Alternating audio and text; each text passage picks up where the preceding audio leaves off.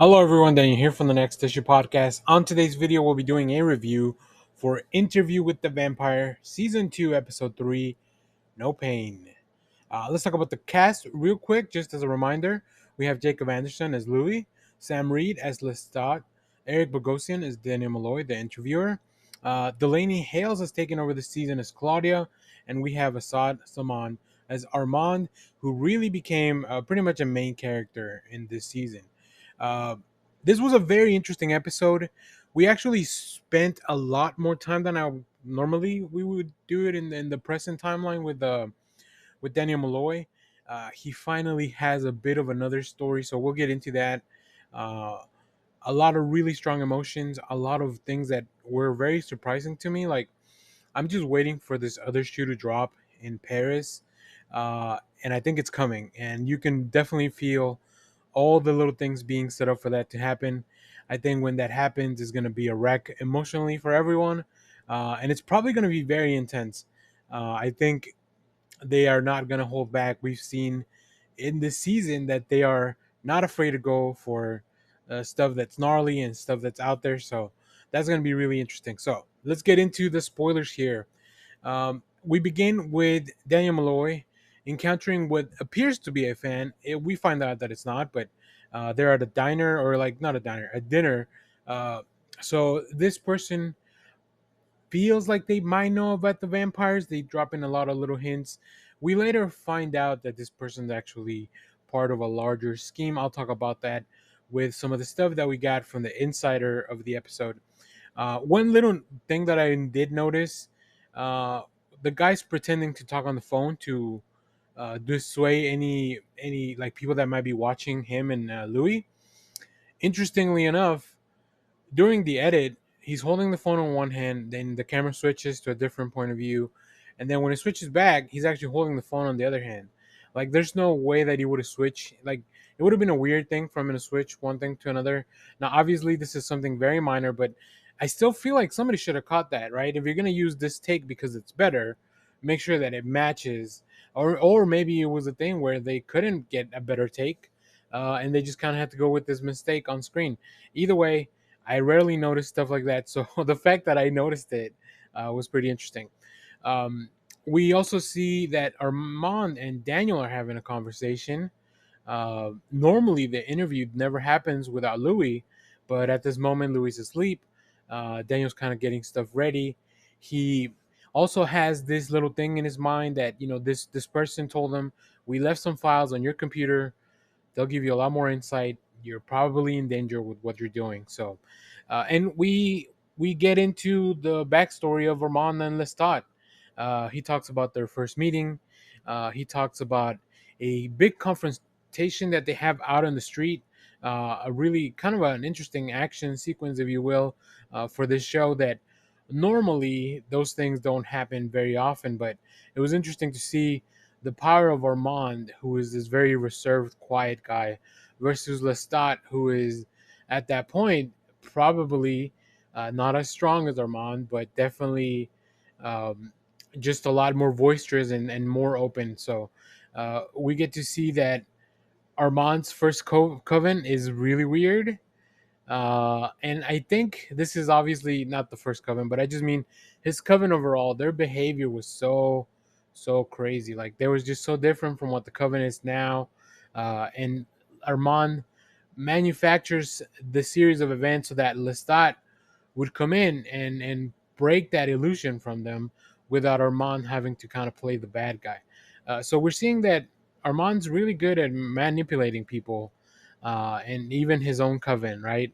He's very smart, very much methodical, a lot of planning, so very unassuming as a character. Whereas Lestat, whereas he feels like he's the more out there, maneuverable, like he's more in your face about things. It feels like in this case he may not be, um, he may not have that full potential that Armand has. So that's something to keep an eye on for sure. We finally are joined by Louis as Armand explains how Lestat just left the theater after they had kind of gotten things up and running and brought the Covenant into everything. He just left them. He just left them, and he broke his heart. Uh, this is all things that Daniel's kind of catching up on the interview. So it's very interesting to see that about a third of this episode really focusing just Armand and his backstory with Lestat. And this is when finally Louis joins into the conversation. They go back to Claudia as Claudia has been working at the theater. She wants to join the Coven. They have all these rules that we've learned about. So I think that's setting up for really interesting events. Book readers already probably know that there's some stuff that's going to be pretty interesting that's coming up. Um, I kind of found that just from having conversations. So I don't know exactly what's going to happen, but I can see that things are building up. The tension's building up, suspense building up. So Claudia is kind of like this apprentice now. She's trying to earn her way into the Coven. She's not being hazed per se, but she's definitely being treated as some kind of pledge or an initiate. Um, with every conversation that Armand and has with Louis, I feel like he, not just her, but like Claudia and the other vampires, I feel like they're all getting closer to discovering the truth, right? Louis and Claudia lied to the Coven about who is their maker because obviously Lestat is somebody that's pretty important to this Coven, as we've now discovered. And Armand reveals to Louis in private that he knows about Lestat. He knows the truth. And this just really causes Louis to unravel. I think Jacob Anderson does that very well. Like there's this vampire that's kind of losing his mind when it comes to everything that's going on. Really, really great done. A lot of tension, a big, big explosion of emotions at this bar. So yeah, I think uh, unreservedly is one of the best scenes that we have in this episode. And I think Armand's feeling the pressure from the Coven to deal with Louis. He doesn't want to join the Coven, but they have the rules. They're very strict about that, and that's the way that they've been protecting their livelihood. So they feel like Louis being out on his own is a threat to that lifestyle. We do see finally Claude is being brought into the Coven.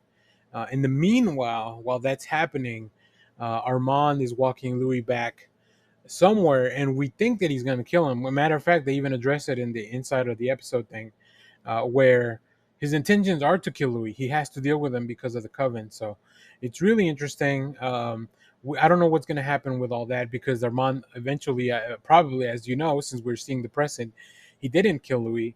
So what are going to be the repercussions of that decision?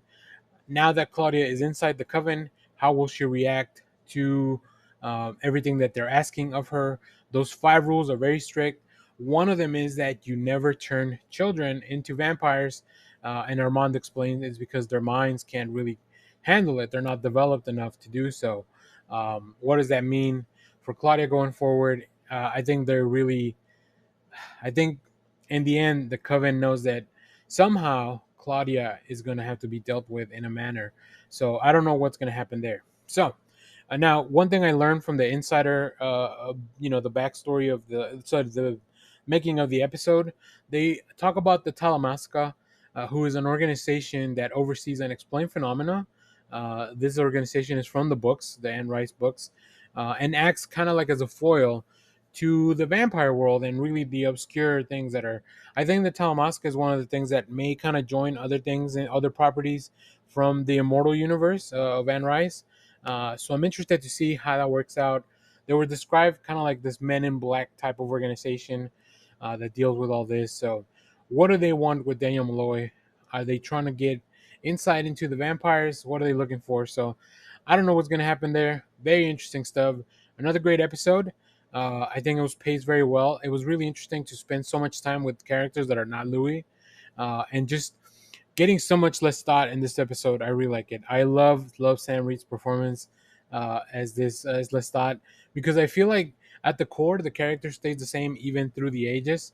And of course, we know that from the beginning of the season, he's out there somewhere still, and I feel like everyone's just kind of awaiting his return. So that's going to be really really cool to check out. So if you have watched this episode, let me know what you thought about it down in the comments. As always, thank you for watching, everyone. Remember to share, like, subscribe, hit the bell so you know when we go live. That is most Saturdays, 10 a.m. Central Standard Time. Stay tuned. We have more comic reviews, trailer reactions, TV recaps, all that fun stuff here on the channel. Thanks for watching, everyone. Bye bye.